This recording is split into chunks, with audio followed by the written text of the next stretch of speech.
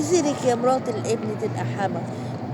فعلا الكلام ده حقيقي، مرات الابن هتبقى بكرة حما. طب وبعدين يعني ايه؟ يعني يا قلبي، يا قلب اختك، يا حبيبة قلبي، يا حبيبة قلبي، ما تجيش على حماتك، حبيها، لان دعوة الحما للسما والعدد في مكان مفتوح. ماشي؟ يعني دعوتي للسما، دعوة الحما ماشي للسما. دي امك التانية اللي انت ما ترضاهوش على مامتك، ما ترضاهوش على حماتك. ماشي؟ حبيها، لان انت لما تحبيها انت كده حبيتي جوزك، انت كده حبيتي اهل جوزك كاملين. ماشي؟ حب حماتك، راعيها، لان دي امك التانية اللي انت فعلا هتدخلي سببها الجنة. صح ولا مش صح؟ ماشي؟ انا مش بقولك ماشي انها حلوة، مش بقولك انها وحشة، انا بقولك انها دي مامتك التانية، مامتك التانية. يعني ما تجيش تقومي جوزك على امه، لا، اللي انت بترضاهوش على مامتك من مرات اخوكي ما ترضاهوش على حماتك، وده الصح. مش انا مش بتكلم في غلط، مش بتكلم في غلط. ما تجيش بعد ما هي يعني ربت وكبرت وعلمت واديتك هديه، ماشي، انت تيجي تقولي لجوزك مالكش دعوه بامك. والله بيحصل، بيحصل الا من رحم ربي. بمعنى ايه؟ انا ما يجيش اقول لجوزي لا لا لا لا، انا مش عايز امك، انا وداني منها الاكل زي الفيديوهات اللي بتتكلم. بالعكس، ده لما حمامتك تجيلك احلى حاجه حطها لها، احلى حاجه حطها لها، قومي معاها باحلى واجب. انت مش جايبه حاجه من بيتك، معلش يعني، ولا جايبه حاجه من بيت ابوكي، ده كله من خير جوزك، مش اللي هو فتح لك بيته. اقل واجب ان انت ترحبي الست بكل ست الحبايب. صح ولا ايه؟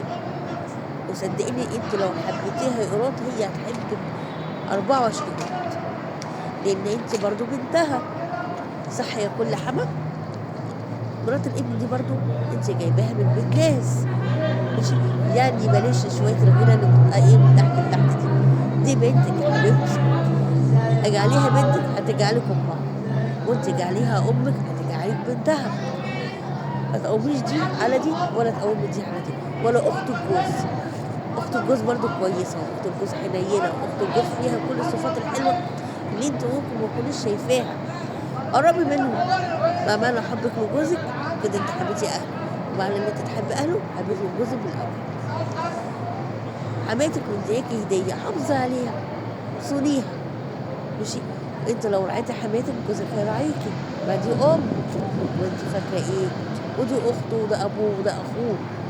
خليكي حلوه معاه، وخليكي حلوه مع حماتك، وصدقيني انا اوعدك ماشي بعد الاخت بجد ان حماتك دي هتحطك جوه عينيها، عشان انت بنتها التانية، او زي ما ابنها انت كمان بنتها، انت بقيتي واحده من العيله، وولادك احفادها. يعني انت جايبه لها الغاليين ولاد الغالي، ده كده هتحطك جوه عليها قوي قوي قوي. فحبيها وحبي اخت جوزك، هم ملهمش غيره، وانت مالكيش غيره.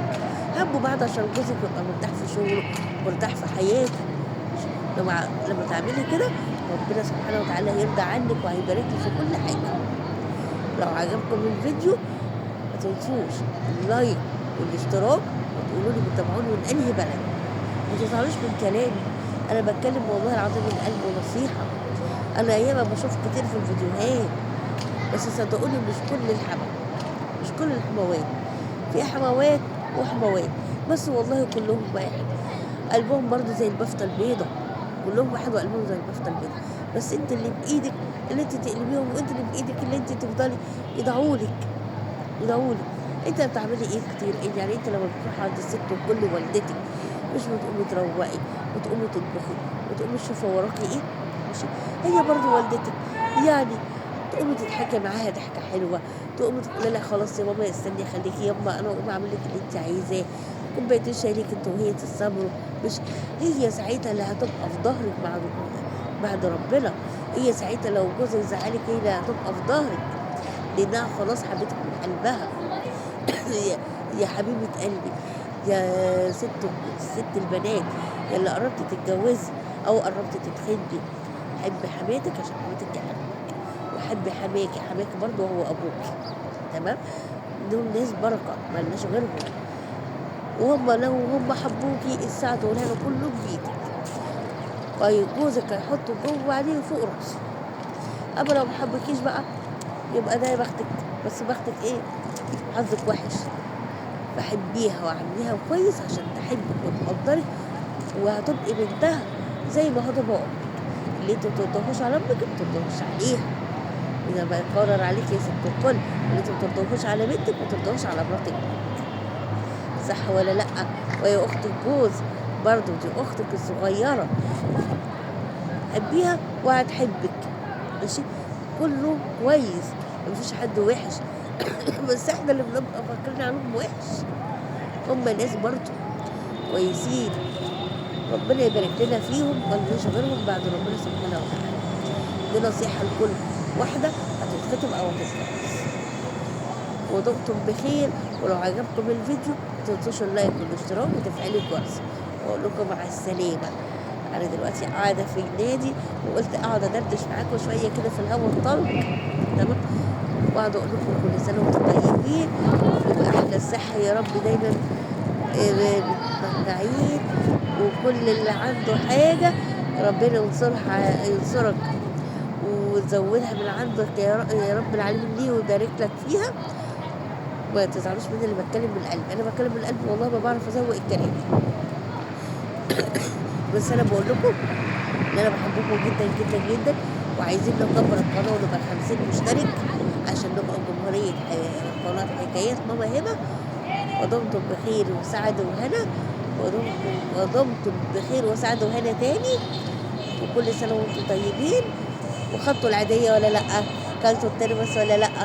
واكتبوا لي في التعليقات انتوا خدتوا العاديه كام. ما تنسوش تكتبوا لي ماشي في التعليقات انتوا بتتابعوني من انهي بلد، عشان نعمل وصفات كتير كتير كتير واكل كتير وحاجات كتير. وخلي ست الحبايب تعمل لكم حاجات برضو حلوه من ايديها الكريمه. تمام. وكلنا نتعلم من ست الحبايب. هي مش هتطلع في الفيديو، هي ممكن تطلع تعلمنا بس بايديها الكريمه دي، هي هتعمل لنا حاجات حلوه وكلنا نتعلم منها. ودمتم بألف خير وسلامة وصحة وفكم بعافية. وما تنسوش اللايك والاشتراك، وتقولوا لي انتوا بتفعلوا وتفعلوا الجرس، وتقولوا لي انتوا بتقعدوا من انهي بلد. تمام. تمام. ستات البيوت كل سنة وانتوا طيبين. ويلا بقى قوموا شجعوا بقى، شوفوا الرنجة عايزة ايه والحاجات الحلوة دي عايزة ايه. يلا بطلوا كسل، العيد مش كسل، ده العيد فرحة مع ابو الولاد والولاد. يلا يا حبيبي كل سنة وانتوا طيبين.